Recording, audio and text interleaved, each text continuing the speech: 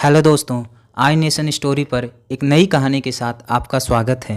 Hitler, जिसे दुनिया तानाशाह के नाम से जानती है, उसके सैन्य ताकत बढ़ाने की नीति से लेकर जर्मनी की विस्तारवाद की नीति के बारे में पूरी दुनिया चर्चा करती है। कहीं दावा है कि इंसानों को पल भर में क्रूर मौत देने वाला इस तानाशाह का दिल जानवरों के लिए मोम था, तो कहीं उसकी कला पर बात होती है। लेकिन हिटलर की निजी ज़िंदगी, खास तौर पर उसकी प्रेमिका की, कहीं भी ज़्यादा बात नहीं होती, जिसके साथ हिटलर का लंबा प्रेम रहा और जिसे हिटलर बेहद प्रेम करता था, और दोनों ने अंत में खुदकुशी भी किया था।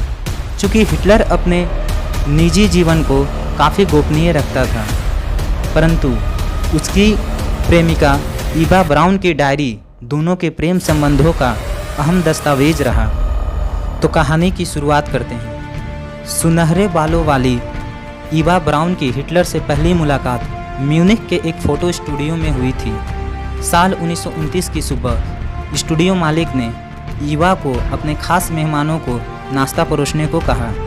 सामने वो मेहमान थे जिसके बारे में बाद में ईवा ने कहा था, मूंछों और छोटे कद वाला शख्स, वो शख्स हिटलर था। दोनों की मुलाकात जब हुई तब ईवा 17 साल की थी और हिटलर जर्मनी के सबसे ताकतवर शख्स के तौर पर उभर चुका था, जबकि किशोरी ईवा मामूली फ़ोटो स्टूडियो में नौकरी किया करती थी। हिटलर ने इस लड़की का जिक्र करते हुए कहा कि लड़कियां दो तरह की होती हैं, एक जिससे आप शादी कर सकें और दूसरी जिसके साथ आप मर सकें।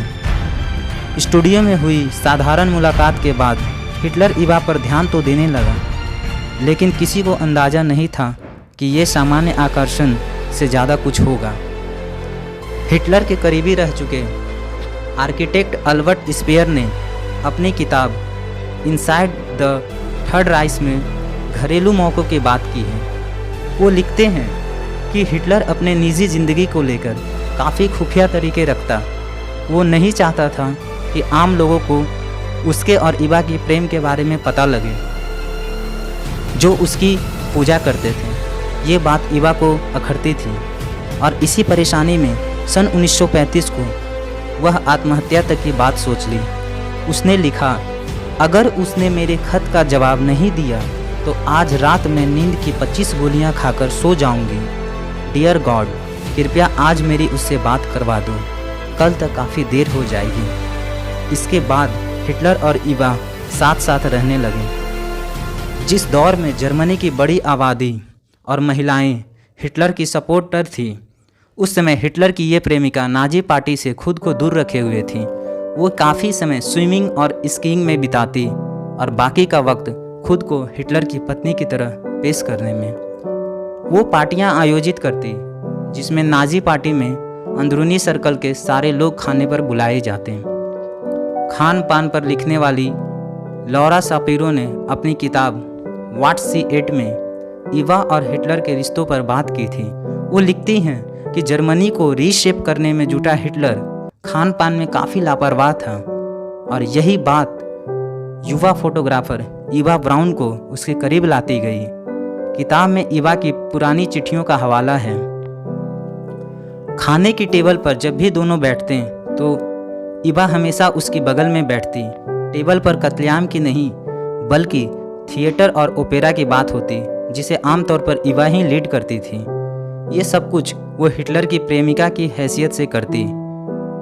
इस बारे में कहीं जिक्र नहीं मिलता कि खाने की टेबल पर मेहमानों से और खाने का इसरार करते इसी युवती को गैस चैम्बर के बारे में कितना पता था, लेकिन अंदाज़ा लगाया जाता है कि वो सब कुछ जानते हुए भी दुनिया के सबसे ताकतवर आदमी की प्रेमिका होने का मोह नहीं छोड़ सकी। सन 1945 को जब रूसी सेनाएं बर्लिन पर हमला कर चुकी थी और हिटलर जानता था कि अब मौत करीब है, 29 अप्रैल 1945 को हिटलर और ईवा ने शादी की।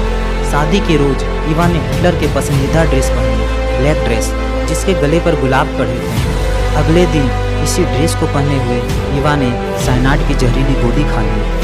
हिटलर अपनी पत्नी को साइनाइड की गोली देने के पहले अपने कुत्ते को वो गोली दिया था, जिसे वो अपने साथ रखता था। इसके बाद हिटलर ने खुद भी इसे खा लिया और खाने के बाद खुद को शूट भी कर लिया ताकि बचने की कोई गुंजाइश ना रहे। और वह दुश्मन के हाथ न लग पाए। और इस प्रकार हिटलर की प्रेम कहानी का अंत होता है और अंत होता है जर्मनी में नाजीवाद का, जिसका महानायक हिटलर था। फिर नए वीडियो में एक नए कहानी के साथ हाजिर होंगे। तब तक के लिए धन्यवाद।